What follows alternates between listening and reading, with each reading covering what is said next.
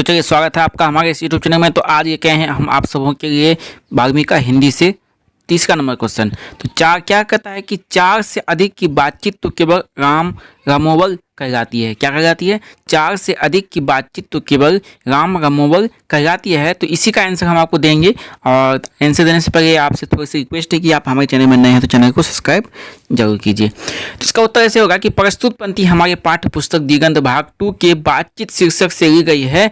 जिनके रचयिता कौन है? जिस निबंध के रचनाकार यानी रचिता वो बालकृष्ण भट्ट जी हैं। आपको ये लिखना होगा। आप इसको अगर लिखते हैं तो आपको 1 नंबर यहाँ पे मिल गया। चलिए अब बात करते हैं 4 नंबर कैसे लेना है। तो इसका बहुत सटीक आंसर अपनी भाषा में, देसी भाषा में जैसे आप जानते हैं उसी का, बस एग्जामिनर को समझ में आना चाहिए कि आखिर इसका मतलब क्या होगा। ये लिखा तो है कि क्या लिखा है, तो इसी को आपको समझाना है बिल्कुल आसान तरीके से। बाकी और इतना नहीं कि जैसे कि आप 200 शब्दों में लिखने कहा तो आप 500 शब्दों में घीस घास के पेज भरने के लिए सिर्फ लिख दिए, ऐसा नहीं करना है। आपको क्या करना है कि इसका जितना शॉर्ट आंसर आप दे सकते हैं, अच्छा से अच्छा समझा सकते हैं, एग्जामिनर को जल्दी समझ में आ जाए तो आपकी लिखी हुई बातों से, तो उतना अच्छा से नंबर आपको दे देंगे। चलिए हर्षिका दुर्गिका में इस सब में भी ध्यान रखना होगा आपको। इसका बेहद जरूरी है कि आप हिंदी लिखते हैं तो हिंदी में क्या लिखना है, हिंदी में शुद्ध हिंदी लिखना है।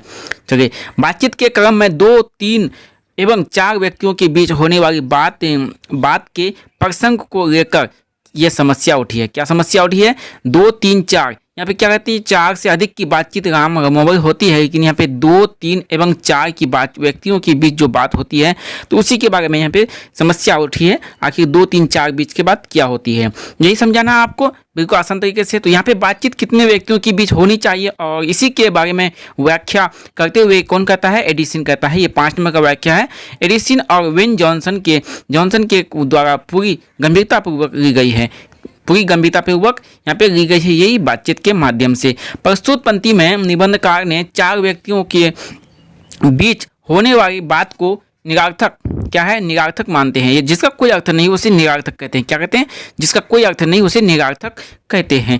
ऐसा विचार महान विद्वान एडिसन और बेन जॉनसन का भी है। क्या है? ऐसा ही विचार किसका है? ये जो 4 व्यक्तियों के बीच जो बातचीत होता है, जिसका निरार्थ, जिसका कोई शब्द नहीं, जिसका कोई अर्थ नहीं, जिसका बात करना का कोई मतलब ही नहीं है, तो उसे निरार्थक कहते हैं। और ये महान व्यक्ति कौन कह रहा है? तो एडिसन और बेन जॉनसन कह रहा है। कौन का? एडिसन और बेन जॉनसन का कहना है। यहाँ पे क्या है कि बातचीत में जब 4 व्यक्ति लग जाते हैं तो वहाँ बेतकल्लुफी का बिल्कुल स्थान नहीं रहता। वहाँ पे बेबात होता है, बेतकल्लुफी बात होती है। वहाँ पे कोई बात का मतलब ही नहीं, इधर का बात उधर का बात, इधर का उधर का, जहाँ सहाँ का पता नहीं चलता कि कहाँ से बात स्टार्ट करे और कहाँ पे एंड हो जाए। ये 4 व्यक्तियों के बीच की बातचीत है। अगर आप ऐसा जानना चाहते हैं या समझना चाहते हैं तो सुबह सुबह उठिए या नाइट में कहीं चाय का दुकान में जाइए, कहीं जहाँ 10 आदमी बैठते हैं वहाँ पे जाइए, पता नहीं कहाँ कहाँ का बात कहाँ से छोड़ देते हैं। यही आपको समझाना चाहते हैं, यही बातचीत के माध्यम से। तो बिल्कुल आसान है। 4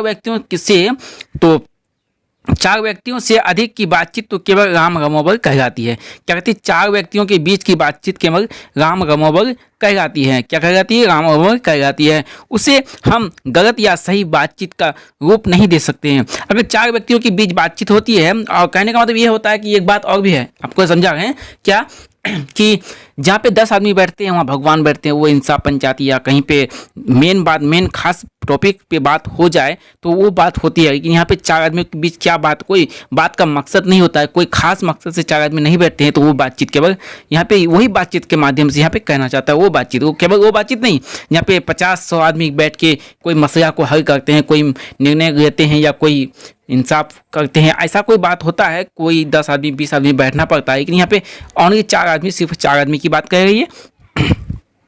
तो यहाँ पे आप क्या आइए, आप ध्यान आइए इधर लेके आते हैं।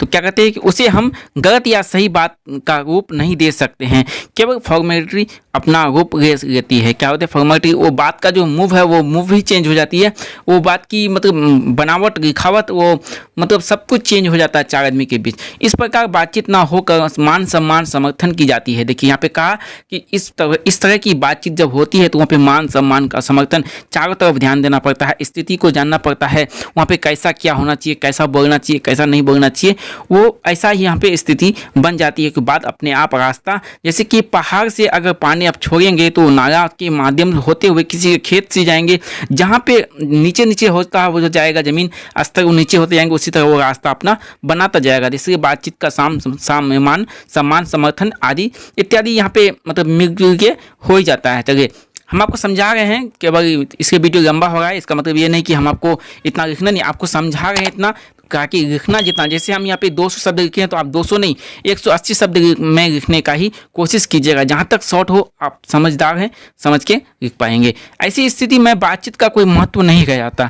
ऐसी स्थिति में जहाँ मान सम्मान समर्थन की जाती है, ऐसी स्थिति में क्या होती है, बातचीत का कोई महत्व नहीं रह जाता है। निम्नलिखित पंक्तियों में निबंधकार का बातचीत यह महत्व क्या, निबंधकार का बातचीत जो है निबंध है, वो बातचीत की महत्ता, गंभीरता और गोपनीयता आदि के बारे में महत्व पर प्रकाश डालते हैं। इसका कहने का मतलब ये हुआ कि यहाँ पे जो बातचीत होती है इस चारों के बीच, तो उस बात में क्या होता है, उस बात का कोई महत्व होता है, गंभीरतापूर्वक ली जाती है और गोपनीयता आदि के बारे में महत्वपूर्ण प्रकाश डालते हुए ये बातचीत को यहाँ तक खत्म करती है।